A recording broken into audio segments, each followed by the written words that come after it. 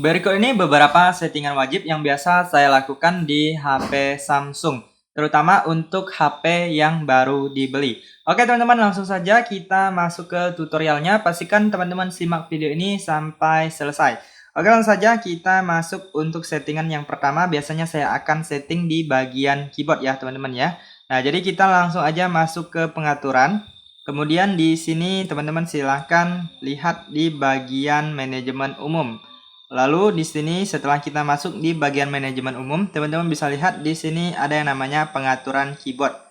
Nah, ini dia. Nah, biasanya saya akan menonaktifkan yang ini, text predictive, karena akan mengganggu apabila kita suka mengetik atau chat secara singkat-singkat ya, teman-teman ya.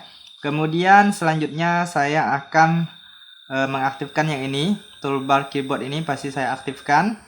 Kemudian selanjutnya saya juga akan masuk di bagian tata letak. Nah, di sini biasanya saya akan mengaktifkan yang ini, tombol angka. Nah, kemudian yang ini saya aktifkan juga karakter alternatif. Nah, maka akan muncul karakter seperti ini ya. Nah, kemudian kita coba untuk melihat keyboardnya. Nah, di sini teman-teman bisa lihat untuk keyboardnya. Nah, di sini kalian juga bisa atur toolbar ini. Nah, tadi sudah diaktifkan, sekarang sudah muncul. Nah, jadi teman-teman bisa menggunakan toolbar yang kalian butuhkan ya. Nah, kalian tinggal atur aja untuk posisinya. Nah, kalau tidak digunakan, kalian bisa usap dan pindahkan ke bawah ya.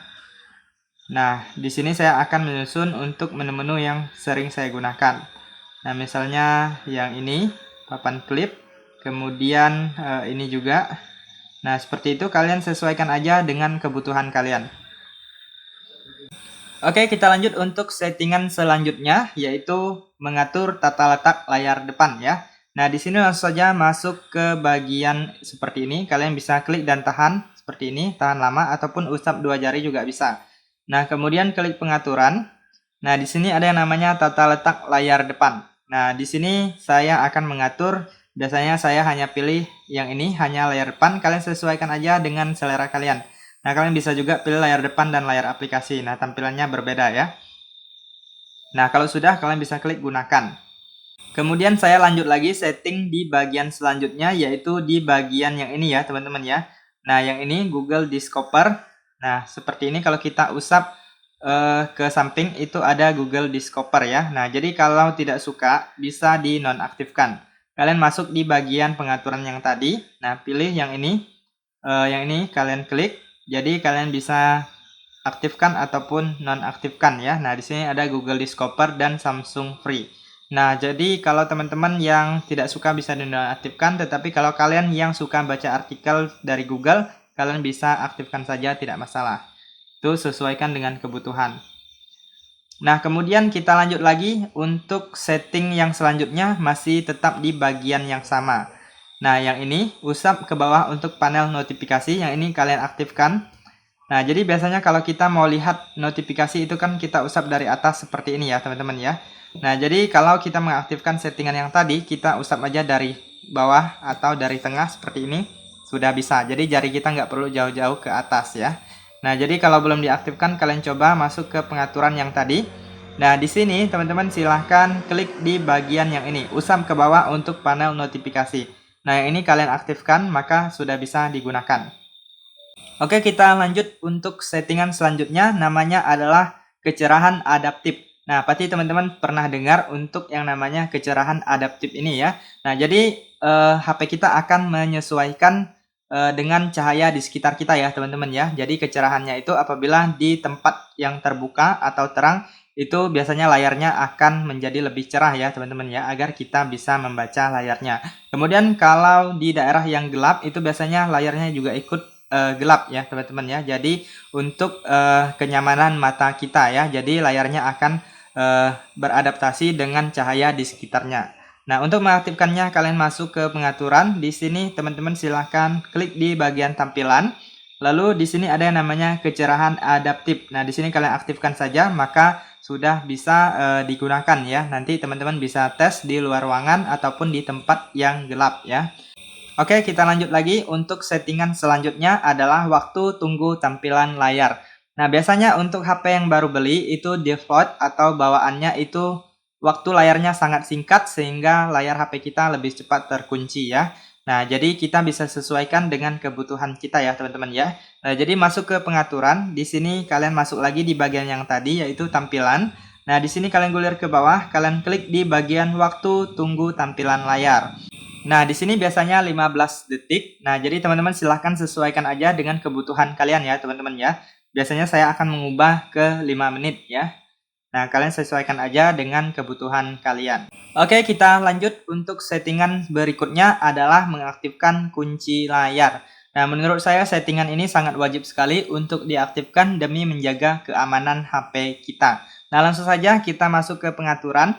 Nah, di sini teman-teman silahkan klik di bagian yang namanya kunci layar ya. Nah, di sini pilih tipe kunci layar. Nah, biasanya untuk apabila kita baru pertama kali itu hanya usap ya teman-teman ya. Nah, jadi kita masuk ke kunci layar. Di sini pilih tipe kunci layar. Nah, di sini ada beberapa pilihan, teman-teman silahkan pilih aja dengan yang kalian inginkan. Biasanya saya menggunakan pola. Nah, untuk pola biasanya itu kita harus menghubungkan 4 titik ya. Nah, saya contohkan seperti ini. Nah, teman-teman silahkan sesuaikan aja apabila kalian menggunakan kunci yang lain. Intinya kalian harus mengaktifkan kunci layar demi keamanan HP kita agar tidak bisa sembarangan dibuka oleh orang lain. Nah, di sini setelah kita masukkan kuncinya 2 kali dengan kunci yang sama, lalu klik konfirmasi. Nah, maka kunci layar HP kita sudah jadi ya. Kemudian di sini untuk notifikasi layar kunci biasanya saya pilih sembunyikan konten ya, agar lebih privasi. Nah, di sini kita klik selesai. Nah, sekarang kita coba lihat untuk HP kita kunci. Nah, di sini sudah menggunakan kunci ya, teman-teman ya. Nah, di sini saya menggunakan kunci pola. Oke, kita lanjut untuk settingan selanjutnya. Saya akan mengaktifkan yang namanya ketuk 2 kali. Nah, kita bisa ketuk 2 kali untuk mematikan layar atau menguncikan layar, ataupun teman-teman juga bisa ketuk 2 kali untuk membuka atau menyalakan HP ya. Nah, seperti ini. Jadi kita tinggal masukkan kuncinya. Nah, untuk mengaktifkan ketuk 2 kali ini cukup mudah sekali. Kalian masuk ke pengaturan, lalu kalian gulir ke bawah. Di sini pilih fitur lanjutan, kemudian pilih gerakan dan gestur. Lalu di sini silahkan aktifkan yang ini. Nah, ketuk 2 kali untuk menghidupkan dan ketuk 2 kali untuk mematikan. Nah, sekarang sudah aktif, sudah bisa teman-teman gunakan. Oke, kita lanjut lagi untuk settingan berikutnya adalah yang namanya RAM Plus. Nah, di HP Samsung kali ini itu mendukung atau support yang namanya RAM Plus ya, teman-teman ya. Nah, jadi untuk meningkatkan performa HP Samsung kita, apalagi teman-teman yang sering menggunakan aplikasi-aplikasi yang ukurannya cukup besar atau berat, teman-teman bisa menggunakan fitur ini. Nah, jadi kalian masuk aja ke pengaturan, lalu di sini teman-teman silahkan klik di bagian perawatan perangkat dan baterai. Nah, selanjutnya di sini teman-teman silahkan klik di bagian memori. Nah, setelah kalian masuk di bagian memori, nah di sini apabila ada opsi untuk hapus ini, kalian hapus saja agar menambah ruang penyimpanannya ya, teman-teman ya. Nah, kita tunggu untuk prosesnya. Nah, selanjutnya setelah teman-teman membersihkan, teman-teman bisa lihat di sini ada yang namanya RAM Plus. Nah, teman-teman bisa tambah memori sesuai dengan yang tersedia ya.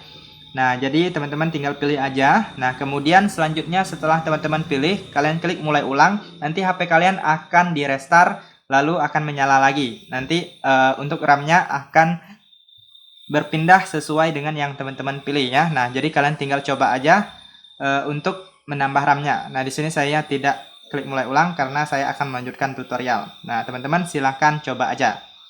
Oke, kita lanjut untuk settingan yang terakhir adalah mengaktifkan pengisian daya cepat atau fast charging. Kemudian mengaktifkan juga untuk perlindungan baterai agar usia baterai HP Samsung kita menjadi lebih awet ya. Nah, untuk mengaktifkannya cukup mudah sekali. Kalian masuk ke pengaturan. Lalu di sini teman-teman silahkan klik di bagian perawatan perangkat dan baterai. Kemudian pilih di bagian baterai. Nah, selanjutnya di sini kalian gulir ke bawah, lalu kalian pilih di bagian pengaturan baterai lainnya. Nah, di sini biasanya saya akan mengaktifkan yang ini, pengisian daya cepat atau fast chargingnya. Kemudian yang ini, lindungi baterai. Untuk memperpanjang masa pakai baterai, batasi pengisian daya maksimum ke 85%. Nah, jadi untuk fast chargingnya sudah diaktifkan, jadi proses pengisian dayanya menjadi lebih cepat ya teman-teman ya. Kemudian untuk lindungi baterai ini dia akan membatasi pengisian daya sampai dengan 85% saja. Nah, apabila sudah mencapai 85%, maka akan berhenti dengan sendirinya mengisi daya ke baterai HP kita ya, teman-teman ya. Jadi tujuannya itu untuk memperpanjang usia pakai baterai HP kita. Jadi baterai HP kita itu tidak cepat rusak ya, teman-teman ya. Oke, itu saja teman-teman untuk beberapa settingan yang sering saya lakukan di HP Samsung. Apabila teman-teman ada tambahan yang lainnya, teman-teman bisa tulis di kolom komentar video ini agar teman-teman yang lainnya juga tahu ya. Oke, sekian saja untuk informasi kali ini. Semoga informasi ini bisa bermanfaat dan sampai jumpa di video berikutnya.